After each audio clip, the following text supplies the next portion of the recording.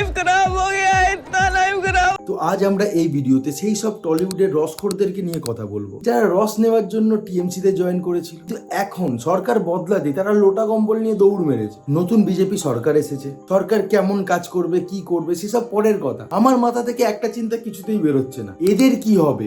সরকার change হতেই ভাই এদের রং এমন বদলাচ্ছে যে গিরগিটিও লজ্জা পেয়ে যাবে। একে একে সবার কাছে আসবো, কোনো তাড়াহুড়ো করার দরকার নেই। আর বাংলা সুপারস্টার মেগা স্টার দেব, তাকে নিয়ে আমার কিছু মন্তব্য আছে, তার উপর একটু শেষে আসছি। প্রথমে শুরু করব দিদিমণিকে নিয়ে। কেন কিসের জন্য আমরা তো হারিয়ে নিয়ে যাবো? হারলে আমি যদি শপথ দিতে যেতাম তাহলে আমি রেজিগনেশনটা করতাম।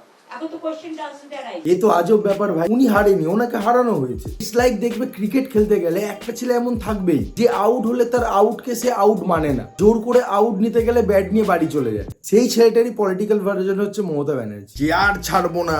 ভাই কাল পর্যন্ত সোশ্যাল মিডিয়া বায়োতে ওয়েস্ট বেঙ্গল চিফ মিনিস্টার লেখা ছিল, কে আর কি ছাড়বে ভাই, বায়ো চেঞ্জ হচ্ছে না। আজকে গিয়ে ফাইনালি বায়ো চেঞ্জ হয়েছে, নতুন বায়োতে লেখা আছে West Bengal chief minister 15, 16 and 17 বিধানসভা। তাও ex chief minister no, TMC supremo no, chair is important. এখন তো কোশ্চেনটা আনসার দেয় নাই।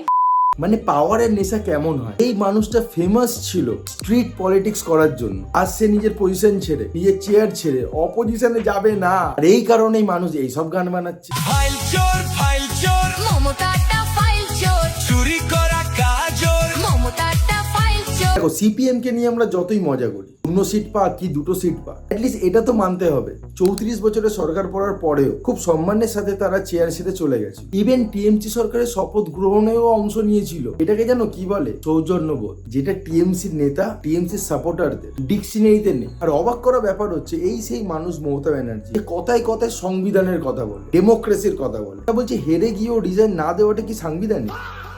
এখন কিন্তু আর আমরা নায়ক বা নায়িকা যারা ঘুরছে তারা নই, আমরা এখন পুরোপুরি এখন তৃণমূল কংগ্রেসের প্রার্থী কর্মী হিসেবে আমরা কাজ করছি। অন্যদের কথা ছাড় ভাই, তুই যে নায়ক সেটা তোকে কে বললো? নায়ক হবে, কর্মী হিসাবেও তুই ফিট না। পলিটিক্যাল ব্যাকগ্রাউন্ড না থাকলে না সিনেমাতে হিরো তো ভুলে যা, সিনেমা দেখার জন্য সিনেমা হলে তোকে ঢুকতে দিত না। এই দলটা আমাদেরকে অনেক কিছু দিয়েছে। হ্যাঁ এটাই হচ্ছে আসল কথা, দল তোকে অনেক কিছু দিয়েছে। এই দল থেকে তুই যেটা পেয়েছিস 10%ও তুই তো ট্যালেন্ট দিয়ে আর্ন করতে পারতিস না। এবার দেখো বাংলা ইন্ডাস্ট্রিতে এতদিন যারা চটি চাটেনি তাদেরকে ব্যান করে রাখা হয়েছে। এবার এদের এখন ভয় লাগছে যদি বিজেপি সরকার আসার পরে এদেরকে ব্যান করে তখন কি হবে। এই কারণে অলরেডি ভাই সাফাই দেওয়া শুরু করে দিয়েছে। আমার তাতে কোনো ভয় নেই, যদি করতে চান করবে, তাহলে তো ব্যাপারটা একই হয়ে গেল, দর্শক কাছে আরো ক্লিয়ার হয়ে যাবে, তাহলে সেই ব্যাপারটা সেম হয়ে গেল, কোনো বদলাও এলো না, পরিবর্তন হয়ে গেল। সেটাই আমার মনে হয় না তারা করবে। এক্স্যাক্টলি, বিজেপি যদি কেউ আমার এই ভিডিওটা দেখছে, প্লিজ বনিকে কেউ ব্যান করবে না, কারণ যেই লেভেলের ট্যালেন্ট ও এমনিতেও কাজ পাবে না। তাদের মোরালটা যদি আমার সাথে মেলে তাহলে আমি ডেফিনেটলি তাদের সাপোর্ট। তার মানে পরবর্তীতে বনি সেনগুপ্তকে গিরুয়া শিবিরে দেখা যেতে পারে কি? যদি মোরাল মেলে, যদি ও বাবা, যদি মত মেলে তাহলে সাপোর্ট করব। বিজেপি তো মরে যাচ্ছে ভাই লিডিং মোস্ট হিরোর থেকে সাপোর্ট পাওয়ার জন্য। একটা বলছিল যে শুভেন্দু অধিকারী বলেছে যে বনির সাপোর্ট আমি না পেলে শপথ নেব না, কি নিয়ে নিয়েছে। ইভেন দিলীপ ঘোষও বলেছিল যতক্ষণ না বরবাদের গান ব্যাকগ্রাউন্ডে বাজছে আমি শপথ নেব না, উনিও নিয়ে নিয়েছে। মানে একটা মানুষ কত ডিলিউশনে থাকতে পারে ভাই। আর বরবাদ থেকে মনে পড়লো the leading most director Raj Chakraborty. তোমরা একটু দাঁড়িয়ে থেকো, ঘন্টা দুয়েকের মধ্যে বিজেপির সব লোকজন কিভাবে পালায় ল্যাজ গুটিয়ে দেখো। এই মুহূর্ত পর্যন্ত এই মানুষটা জানতোই না যে জীবনের দ্বিতীয় সব থেকে বড় ভুল করতে চলেছে এই স্টেটমেন্টটা দিয়ে। কারণ এরপর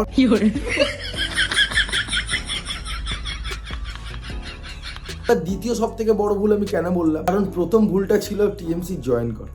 শুধু রস নেবে সেটা তো হয় না পিয়ারে, তার সাথে শেষের দিকে একটু কাদাও তো আসবেই।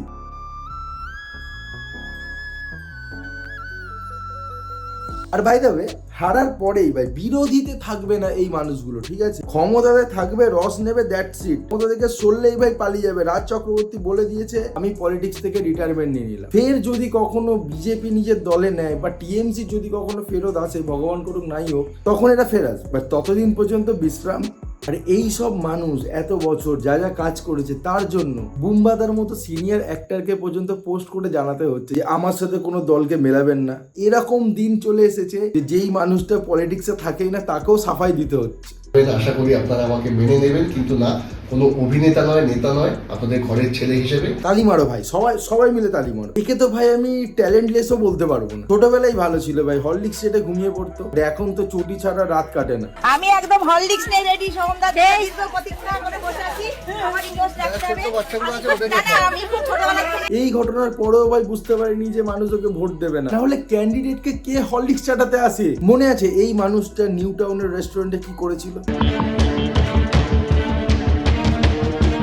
ভাই? মানুষ না বিজেপিকে ভালোবেসে ভোট দেয়নি, টিএমসি কে এত হেট করেছে সেই কারণে বিজেপির কাছে ভোট গেছে। কারণ এরা ভুলেই গেছিল যে এমপি এমএলএ এই পজিশনগুলো হয় মানুষের জন্য কাজ করার জন্য, আর এই পজিশনে এরা এসে নিজেদেরকে রাজা ভাবতে শুরু করেছে আর জনতাকে কুকুর। তবে এই মানুষটা জনতাকে একটু তাচ্ছিল্য করেনি, কারণ করার সুযোগই পায়নি।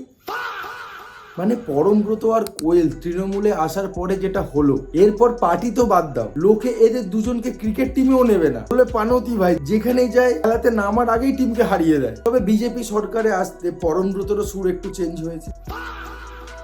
এবার আসি the superstar, the mega star দেবকে নিয়ে। দেখো, দেবকে আমি প্রচুর ট্রোল করেছি, প্রচুর রোস্ট করেছি, অ্যান্ড রাইটফুলি সো। বাট এই মুহূর্তে সোশ্যাল মিডিয়াতে কিছু জিনিস দেখছি যেগুলো আমার মতে একেবারে ঠিক না। কিছু ফেক ভিডিও, পুরনো ভিডিও, সেগুলোতে এডিট করে এমন করে দেখানো হচ্ছে, হুইচ ইজ নট গুড। আর আমি কেন বলছি এই কথাটা, কারণ দেবকে আমি কখনো বিজেপি বা কোনো পার্টিকুলার নেতার ব্যাপারে কোনো বাজে মন্তব্য করতে শুনিনি। তত বাজে মন্তব্য করেছে নিজের পার্টিরই নেতাদের ব্যাপারে করেছে। কুণাল ঘোষকে জিজ্ঞেস করো, ভালো বলতে পারে।